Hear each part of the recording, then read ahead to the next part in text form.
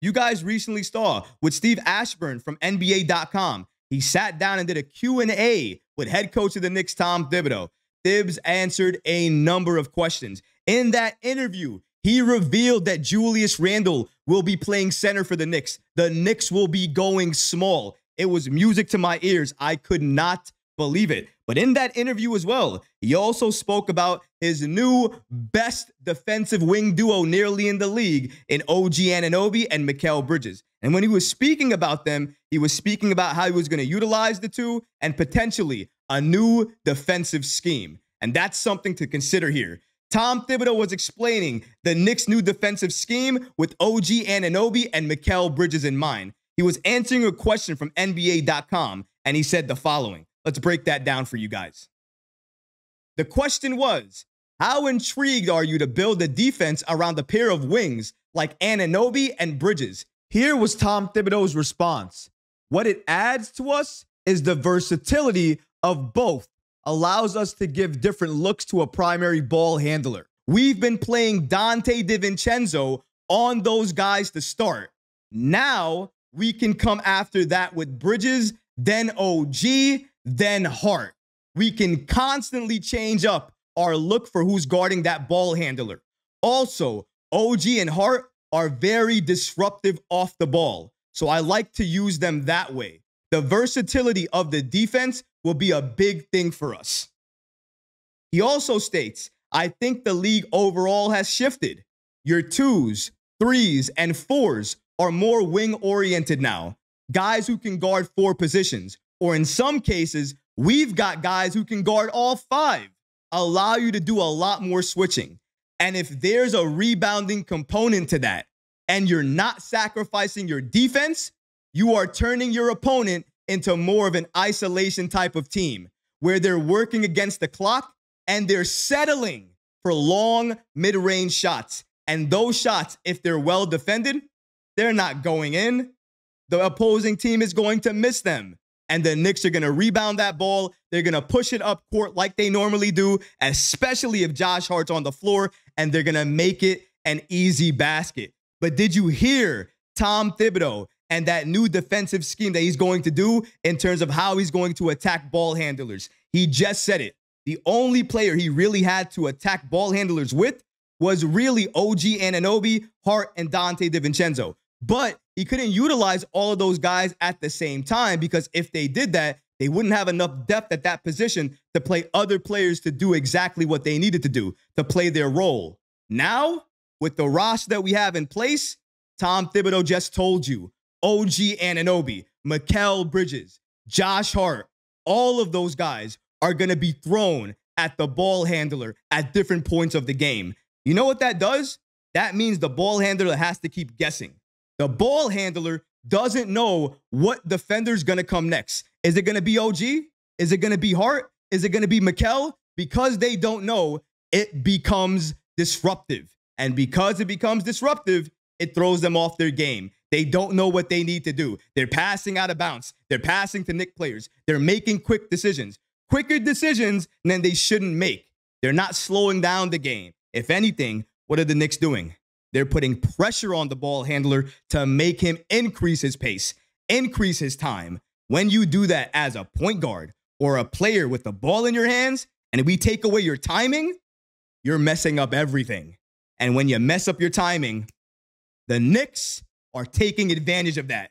Tom Thibodeau and this new defensive scheme with Mikal Bridges, OG Anunoby, and to an extent, Josh Hart, trapping and sometimes suffocating the ball handler, the season cannot start soon enough, guys. I want to see it. I want to see us trap these guys where they can't play, where they're passing out, and they have to keep passing around the perimeter, going back to the point guard, and doing it all over again, like a circle, trapped, because there's no escape. What are you going to do? The penetration defense that we have in OG Anunoby and Mikal Bridges, you can't get through that. So we have that. And you have Julius Randle playing center. He's still a big body that you have to throw somebody at. And guess what? Somebody else you have to get past. And Randle is probably, if he played center for a full season and he was considered a center, he'd probably be considered the strongest center in the entire NBA, or at least up there with one of them. That's how strong he is. He's already up there with power forwards. We're talking about power forwards, including Giannis. And Randle has the strength level to potentially stay in front of him. Not for long, because it's Giannis. Giannis is going to back down anybody. He's going to push down anybody. But Julius Randle is one of the few big men in the league that can at least stay in front of him for at least 5 to 7 seconds. That's more than anybody else can say. And that's why you have to give credit to Randle here. But again, that trap that Tom Thibodeau is going to be able to utilize, you know what that's going to cause? A number of turnovers.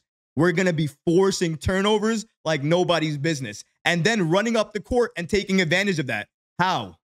Three-point shot. What else? Inside the paint. What else? Penetration and creation. And we have the players to do that. Jalen Brunson, Julius Randle, Mikal Bridges even does that. Josh Hart does that. Deuce McBride does that. Donte DiVincenzo does that. Our whole key squad does that. They understand their role. They understand what they need to do. Tom Thibodeau has clarified this is how he's going to attack ball handlers. You know why Tom Thibodeau has nothing to hide? Because what are you going to do against it? Go ahead. I'm telling you, before the season starts, talk about a boss move. You haven't seen my squad yet. You haven't seen anything I can do. But I'm telling you, when we see you, I'm throwing Mikal, OG, and Josh Hart, and maybe even a combination of Donte DiVincenzo at your ball handler. What are you going to do? Do something about it. Do anything about it. What are you doing? We're trapping you. What are you doing? You can't do anything. Pass all around the perimeter, get the ball back, and do what? Trapped. That's what you're going to do. That's why Tom Thibodeau had no problem saying any of this. I wouldn't have a problem either. Why would I? If my team was stacked like this, if I'm running things like this, if I know and I ran it in my head 1,000 times and I know what I'm going to see when it's out there, I don't mind telling you what it is because you can't stop it. Who's stopping that? Who's stopping it? What point guard is good enough to stop that? There's maybe three in the league that might be good enough to stop it. Might. And once you get trapped and you feel that possession after possession after possession after possession, you're going to give up. What will do you have? There's no will. And that's what the Knicks are built to do next season. Not trap you. Not destroy you. Take away your willpower. Take away your will from wanting to even play the game. That's what we're going to do. That's the roster we have. You want to talk about people and players and teams that are contending. You better start, if you haven't already, counting down the games before you see the Knicks. Because that game is going to be a nightmare. Tom Thibodeau is going to defend you like it's game 7 of the NBA Finals. Good luck. Good luck. And may the odds be forever in your favor. They're not going to be. We're going to destroy you. Destroy you. If you enjoyed these clips from the live show, be sure to subscribe to the channel and have notifications turned on so you don't miss any new episodes or when we go live. Thanks for watching, Knicks fans, and until next time, peace.